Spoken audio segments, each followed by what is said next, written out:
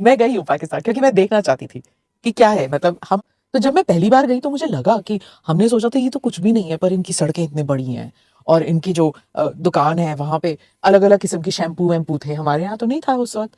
हमारे यहाँ तो सिर्फ दो किस्म की गाड़ियाँ होती थी, फिएट होता था, एम्बेसडर होता था। उनके पास अमेरिकन गाड़ियाँ थी, उनकी लाइटें बड़ी चमकती थी, उनका एयरपोर्ट साफ था। हमारे यहाँ तो छोटा सा एयरपोर्ट था उस वक्त, तो मुझे लगता था हाँ। दुबई एयरलाइंस भाड़े पे पाकिस्तान से जहाज ले जाती थी, और आज दुबई कहाँ हो गया? दुबई कभी गए पाकिस्तान? जाने आने भी नहीं देगा समझ। अस्सलाम वालेकुम नाज़रीन, वेलकम टू अमू एनालिसिस। दोस्तों, आज हम जिस वीडियो पर एनालिसिस करने जा रहे हैं, इंडियन मीडिया से हमने वीडियो लिए हैं और बहुत ही ज़बरदस्त टॉपिक है। वीडियो को आखिर तक लाजमी देखा कीजिए, उसके बाद आप कमेंट सेशन में अपनी इजहार राय भी कीजिए। दोस्तों, वीडियो बहुत ही इंटरेस्टिंग होने वाली है, इसमें बहुत सारा आपको एनालिसिस मिलेगा। दोस्तों, हम वीडियो शुरू करते हैं और आपसे तमाम से हमारी एक रिक्वेस्ट है, अगर आपने हमारे चैनल को अभी तक सब्सक्राइब नहीं किया तो हमारे चैनल को सब्सक्राइब कर लें और साथ ही बेल आइकन बटन को भी प्रेस कर दें ताकि आपको हमारी हर आने वाली वीडियो का नोटिफिकेशन मिलता रहे। दोस्तों, चलते हैं, स्टार्ट करते हैं वीडियो का बकाया हिस्सा। कभी गए पाकिस्तान? जाने आने भी नहीं देगा समझ। मैं गई हूँ पाकिस्तान क्योंकि मैं देखना चाहती थी कि क्या है, मतलब हम इनके बारे में इतना सुनते हैं। जैसे वो कहते हैं कि हमको कहा जाता था कि जो हिंदुस्तानी है सींग है उनके सिर पे। मतलब गलत फहमियां भी बहुत होती है ना। तो जब मैं पहली बार गई तो मुझे लगा कि हमने सोचा था ये तो कुछ भी नहीं है, पर इनकी सड़कें इतनी बड़ी हैं और इनकी जो दुकान है वहाँ पे अलग अलग किस्म की शैम्पू वैम्पू थे। हमारे यहाँ तो नहीं था उस वक्त। हमारे यहाँ तो सिर्फ दो किस्म की गाड़ियाँ होती थी, फिएट होता था, एम्बेसडर होता था। उनके पास अमेरिकन गाड़ियाँ थी, उनकी लाइटें बड़ी चमकती थी, उनका एयरपोर्ट साफ था। हमारे यहाँ तो छोटा सा एयरपोर्ट था उस वक्त, तो मुझे लगता था। फिर उसके बाद 10 साल बाद फिर से जब मैं गई तो तब तक यहाँ पर लिबरलाइजेशन हो चुका था, हमारी एयरपोर्ट बड़ी हो गई थी, हमारी यहाँ दुकानें भी बड़ी थी। फर्क हो जाता है जब आपका पड़ोसी जो है जब नीचे हो जाता है ना, तो पड़ोसी गुस्सा हो जाता है। तो ये गुस्सैल हो गए हैं आप। दुबई एयरलाइंस भाड़े पे पाकिस्तान से जहाज ले जाती थी, और आज दुबई कहाँ हो गया? दुबई तो उतना आपको बैन कर देंगे पाकिस्तान में। आप बड़ा टारगेट अचीव किए थे वो लोग कि बच्चों को, हम लोग ने 1 करोड़ बच्चों को एप्लीकेशन पे पढ़ा दिया। सर प्लीज आप नहीं जाएंगे घूमने, हम लोग को दुबई घूमने दीजिए। हम कहे जाओ यार, हम नहीं जाएंगे यहाँ पे। तो वो लोग गए दुबई घूमने, तो अपना लैपटॉप वगैरह लेके काम कर रहे थे। तो उनका जो ड्राइवर था, टैक्सी ड्राइवर ना, वो पाकिस्तानी था। तो आगे वाले सीट बगल में बैठा था तो काम कर रहा था। तो उसमें मेरा कोई कुछ काम चलता, तो देख लिया कि ये ड्राइवर पूछा तो ये लोग को उत्सुकता हुई कि क्या है। कह रहे हैं कि हाँ मैं इसको जानता हूँ, खान नाम है, मैं पाकिस्तान से हूँ, पाकिस्तान की बहुत बुराई करता है। अब इन लोग की हालत खराब। अब सब ये तो वो जानते हैं कि आप उनकी बुराई कर रहे हैं? नहीं, हाँ वो जानते हैं कि हम उनकी बुराई कर रहे हैं। और ड्राइवर बता रहा था, पाकिस्तानी ड्राइवर था, टैक्सी चलाता था दुबई में, बता रही ये आदमी बहुत खराब है। हमको बोल रहा है मेरा ये आदमी बहुत खराब है, वो पाकिस्तान की पूरी बुराई कर रहा है यहाँ पे। अब मेरी टीम थी और इन लोग की हालत खराब की, कहीं कोई गलती से बोल दिया कि हम लोगों ने टीम में कहीं ये गाड़ी मत लड़ा दे यहाँ पे। उन लोगों ने पूरे फेयर दे रखे थे, बीच रास्ते में चेंज कर दिया यहाँ पे। और जावेद अख्तर का मैं इंटरव्यू सुन रही थी, उन्होंने कहा कि उन्हें बहुत गालियां पड़ती हैं क्योंकि वो कहते हैं कि तुम बोल क्यों रहे हो इस वक्त, ऑपरेशन सिंदूर के टाइम तुम बोल क्यों रहे हो उस वक्त। क्योंकि वो कहते हैं कि क्योंकि मैं मुसलमान हूँ, वो समझते हैं थोड़ी बहुत लॉयल्टी उनकी तरफ होनी चाहिए। अलग दुनिया में जा चुके हैं यहाँ पे। इन लोग को मार, अगर पाकिस्तान शांति से रहेगा तो इंडिया के लिए ठीक नहीं है। डॉक्टर मनमोहन सिंह वगैरह कहते थे prosperous, peaceful prosperous Pakistan is in India's benefit, ये कहते थे। ये हमारे भारत का पॉलिसी हुआ करता था, डिप्लोमेसी का पॉलिसी हुआ करता था। कि मुसलमान को अगर जिल्लत सहना पड़ रहा है तो उसमें 80% योगदान बस इन्हीं चट्टों का है।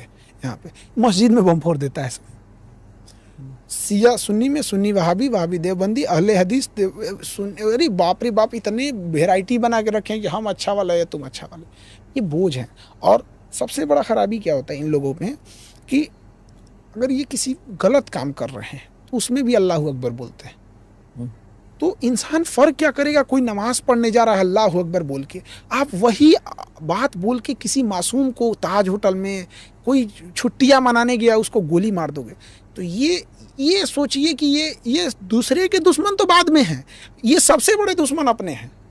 पूरी कम्युनिटी को बदनाम करके रखे हैं सब।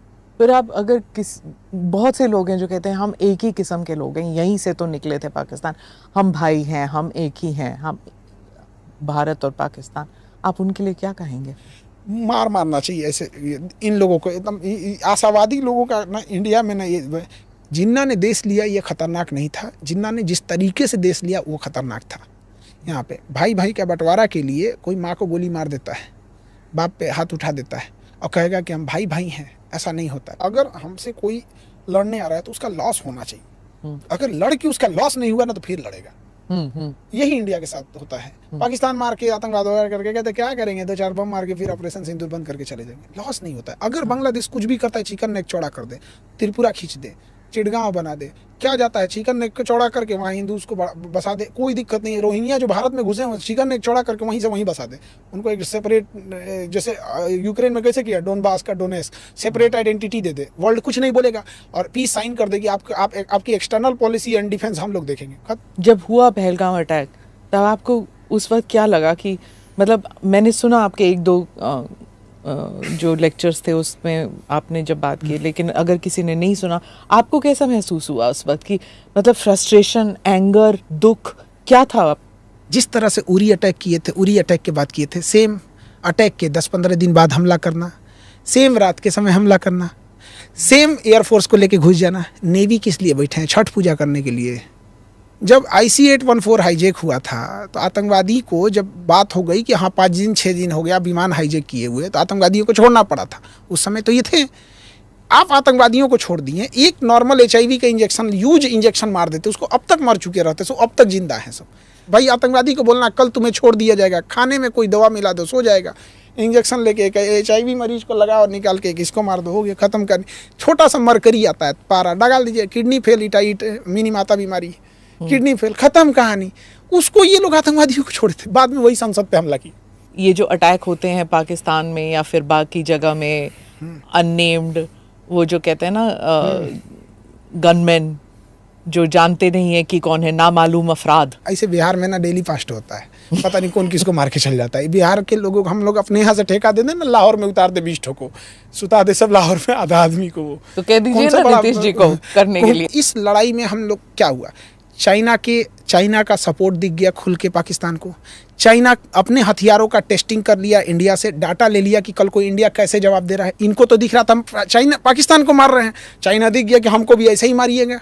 वहाँ पे चाइना के ड्रोन टेस्ट हो गए। वहाँ पे पाकिस्तान को क्या मिला, उसका जो इंटरनल डिस्प्यूट था, इमरान खान के प्रति सिंपैथी थी, सेना के प्रति जो असंतोष भड़क रहा था, सेना शांत हो गई, फील्ड मार्शल बन गया। वहाँ पर क्या हो रहा है, यहाँ पे IMF से लोन फंसा हुआ था, उसका लोन पास हो गया। फिर जब वो आए थे मारने के लिए तो उन्होंने कहा कि मोदी को बताना कि हम आएंगे, तो मोदी का नाम लिया। ये बात इंडिया को पाकिस्तान पे मार के तब बताना चाहिए था कि तुम्हारे आतंकवादी आए थे और कहे थे कि मोदी को बताना, तो मोदी कहाँ बताएंगे, पोस्ट ऑफिस से तो बताएंगे नहीं, खुद आके बताए हैं, लाहौर में घुस के मार के तब बताना चाहिए था कि तुम्हारे आतंकवादियों ने ऐसा बोला है। यहाँ पर वो तो चाहते थे कि ये बात पूरी इंडिया फैले, आतंकवादी तो ये चाहते थे यहाँ पे। और क्या मिला हम लोग को उसके बाद, अरे कम से कम इतना घुस के मारना चाहिए और डेड बॉडी खींच के लाना चाहिए पाकिस्तान से, और मेडिकल कॉलेज को देना चाहिए, चीर चीर के पढ़े सब बच्चे वहाँ पे, अच्छे से ऑपरेशन सीखे सब, पाकिस्तानियों को खींच के ले आना चाहिए यहाँ पे। क्या पुरानी लाश पे पढ़ रहे हैं मैम बच्चे, मेडिकल कॉलेज में जाके देखिए, उनका नस दब गया, कोई मरीज 3 महीना पुरानी बॉडी है, नस दब गया, पढ़ रहे हैं कि सर ये रेडियल है कि क्या है, क्या फ्रेश लाश लाओ। ये हो नहीं सकता ना, वहाँ पे अमेरिका बैठा हुआ है मैम, कोई नहीं बैठा हुआ है, बॉडी ऐसा कुछ नहीं, इजराइल ने मारा है, लेके चला गया है। हम 10 लाख ले आके मेडिकल कॉलेज को दोगे अनजान नाम से, किसको पता है उसमें कि लाहौर से लाया है। इजराइल जब करता है तो गाजा में करता है, तो कौन सी बड़ा तीर मारता है, वहां पे तो मिलिट्री भी नहीं है गाजा में, और वो उनको मारता है। हम लोग कैसे मारे, वहां पे है ना, पाकिस्तान के पास भी न्यूक्लियर है। वो किसको मारता है ये मैंने नहीं रखता है कितना बड़ा है, वो अपने दुश्मन को मारता है। दुश्मन बड़ा है या छोटा है, 1200 लोगों को मार दिया गाजा, हमास ने मार दिया वहां पे, वो अलग चीज है। वहां पे हम लोग भी POK में घुस के मार सकते थे, हम लोग 4 बिजली घर नहीं मार पाए उसका, 4 बिजली घर उड़ा देते, गर्मी के दिन में पूरी इंडस्ट्री खत्म हो जाती है पाकिस्तान की। क्योंकि हमारा ये मकसद ही नहीं था ना, भारत का मकसद था कि जो टेरर इंडस्ट्री है उसको मारना है, पाकिस्तान को मारना नहीं था। जो पाकिस्तान पैदा कर रहा है आतंकवाद को, हम तना काटेंगे, जड़ नहीं। हाँ। ये तो बेवकूफ़ी है सीधे, हम पाकिस्तान को नहीं मारना चाहते हैं, तो इंदिरा गांधी बेवकूफ़ थे, अटल बिहारी वाजपेयी तब क्यों मारे, ये एकदम गलत चीज़ है। वहाँ पे पाकिस्तानी आर्मी का बैक सपोर्ट था वहाँ पे, और ये कह रहे हैं कि पाकिस्तान में न्यूक्लियर लीकेज हो गया है, अब हम लोग सीज फायर कर दे रहे हैं यहाँ से, कोई मतलब नहीं। वो ऑथेंटिक नहीं था कि लीकेज हुआ है, का कोई ऑथेंटिक नहीं था। हाँ, वहाँ पे ये बात चली नहीं थी। पर मैंने सोचा था कि कुछ लोग जो हैं वो वो सोचते हैं कि जो स्टॉपेज किया हमने, जो रुक गए हम, वो सही मायने में गलत था। वो गलत है। हाँ, नहीं रुकना चाहिए। युद्ध अंतिम उपाय होता है शांति का। अगर हम चाहते हैं कि युद्ध ना हो तो युद्ध के लिए तैयार रहना पड़ता है। लोग पी जाते समंदर खारा। नाज़रीन, ये थी आज की हमारी वीडियो। उम्मीद करता हूँ कि आपको हमारी ये वीडियो पसंद आई होगी। अगर आपको हमारी ये वीडियो पसंद आई हो, हमारी वीडियो को लाइक कर देना है और हमारे चैनल को सब्सक्राइब कर देना है। तमाम इसमें जो हमने इंडियन मीडिया की हमने वीडियोस ली, जिन पर हमने एनालिसिस किया, जिसमें हमने आपको दिखाया, उन तमाम का शुक्रिया अदा करते हैं। मोस्टली जो कि इंडियन मीडिया है उनका हमने इस्तेमाल किया है। दोस्तों, ये थी आज की हमारी वीडियो। नेक्स्ट वीडियो तक दीजिए हमें इजाज़त। अल्लाह हाफिज़।